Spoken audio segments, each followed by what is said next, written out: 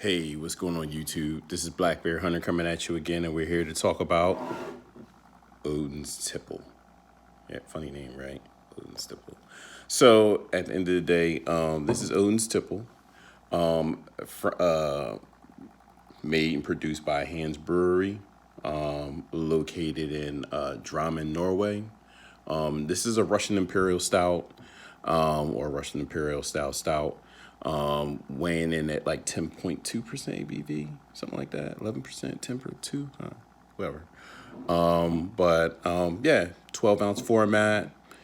I think this is imported by the Shelton Brothers. But at the end of the day, I was at the local bottle shop here. I think it's Beer Cellar. I was just looking for something new, something to talk about, something to record, and ran across. Here we are, O's Tipple. Nice brewery. I'm not sure if you've ever had anything from this brewery, but they are basically a very small brewery, just like four guys brewing beer, chilling out, kicking back, having a few brews, maybe doing some foodie shit. Absurdly small, right? And so what's going on out in Norway is that they're starting to pop up with brewers out there. And so they, like I said, they're one of the new brewers that's catching fire out there in the Scandinavia region. But it's slow. It's Norway. I don't know if you've ever been to Norway, but it's slow. And so the brewers out there, I guess you could say in all of Norway, is probably in the single digits, maybe 9, 8 brewers. But like I said, they're one of the smallest out of that crew. So they take chances. They're trying, they're innovative. They brew pretty good beer. They brew really good beer. I ain't gonna say pretty good, really good. With the end of the day, I saw this beer. I was like, oh, let's try it. Let's talk, right? So,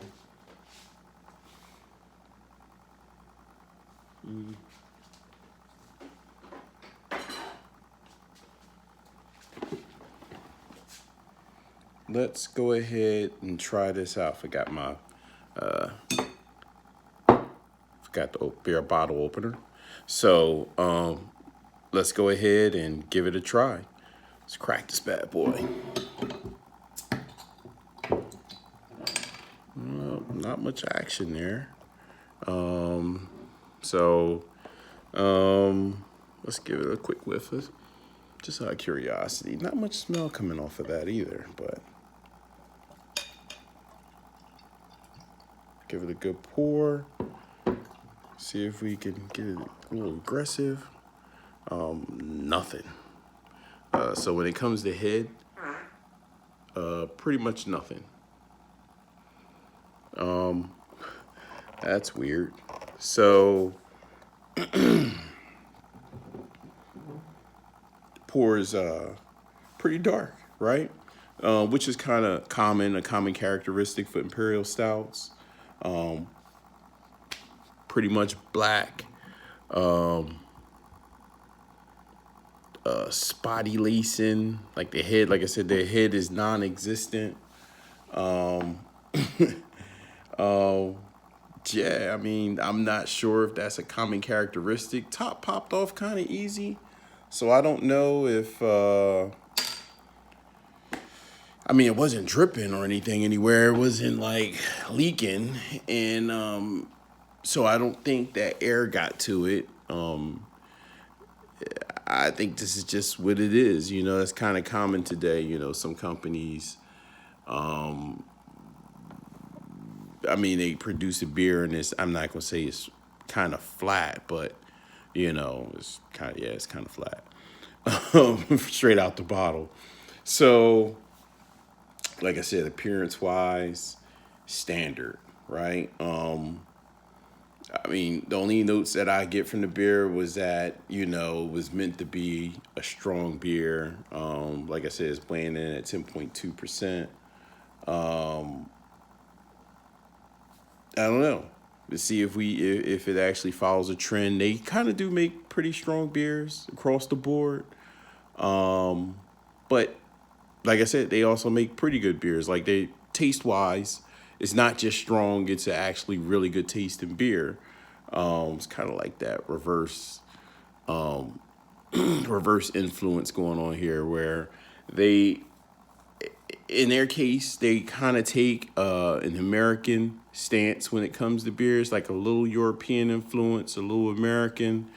And actually, the things I've heard about this stout in particular is that it kind of sits in between an American and a Russian Imperial stout. So I'm curious to find out.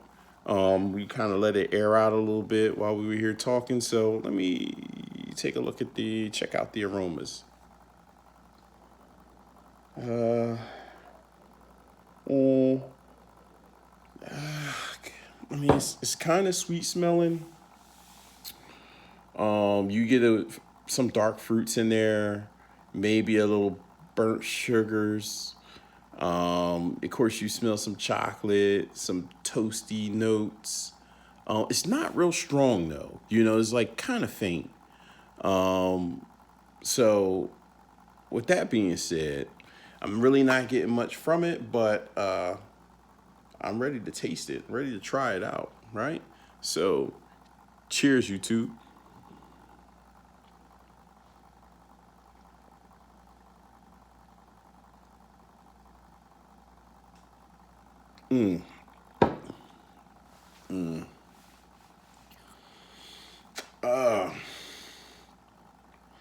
So, taste wise, it kind of follows the nose, right?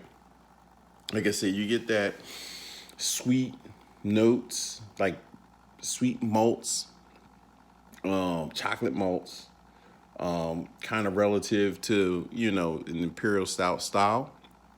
A little coffee-ish, some like charred flavors, but then on the back end, you definitely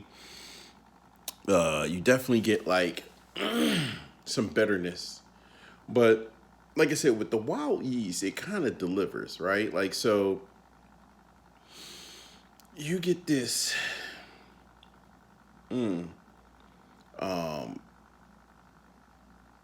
it's a distinct taste with like the wild yeast.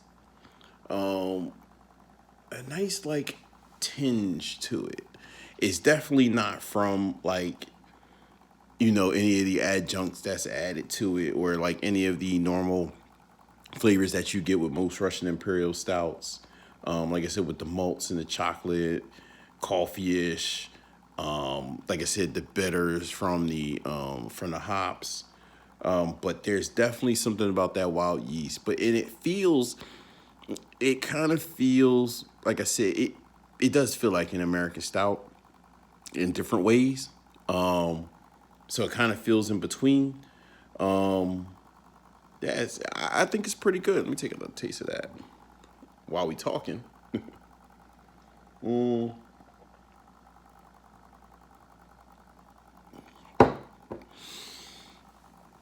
oh man.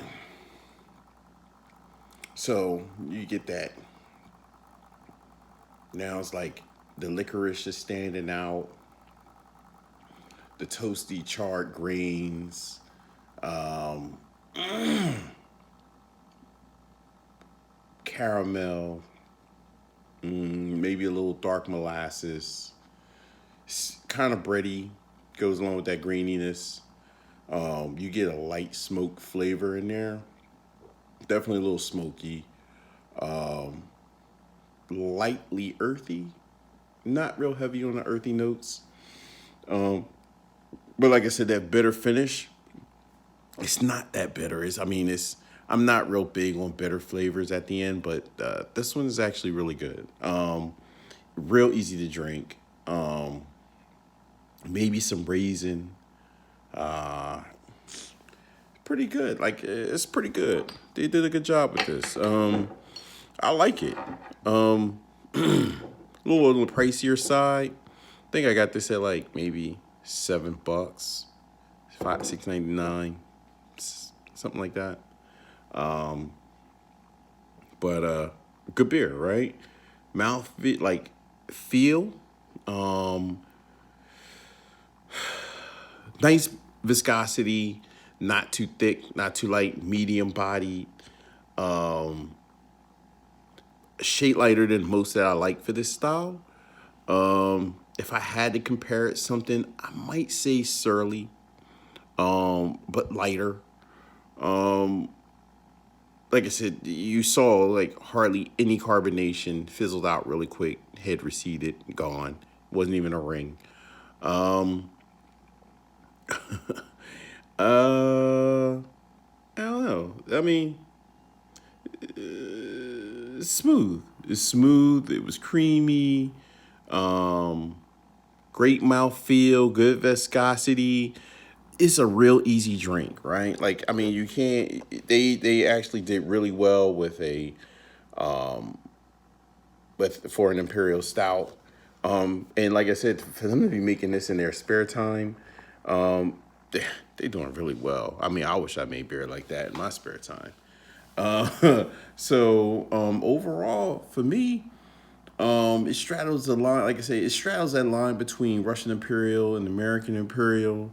Some days it takes a lot for me to want like Russian Imperials. I've had a ton of them, and it's easy for me like after work on a regular Monday through Friday to crush a Russian Imperial. There's no joke about that.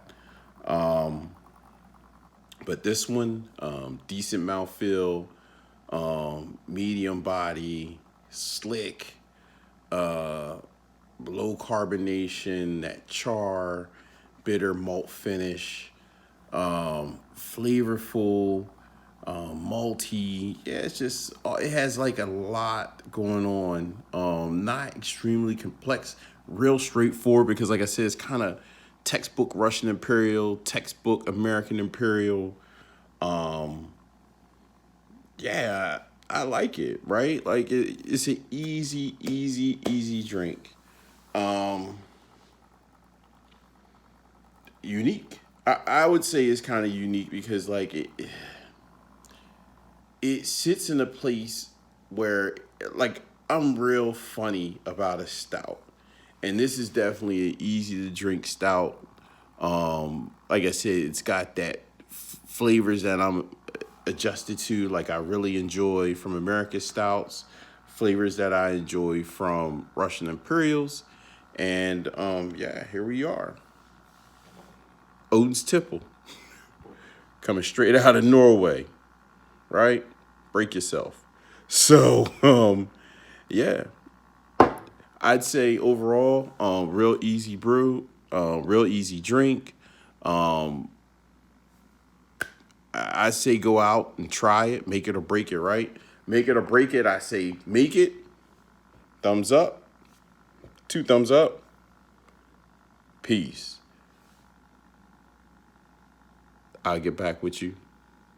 So while I'm going, talk beer. Say what you think. Hit me up. We can talk beer. And look forward to another brew coming sometime soon.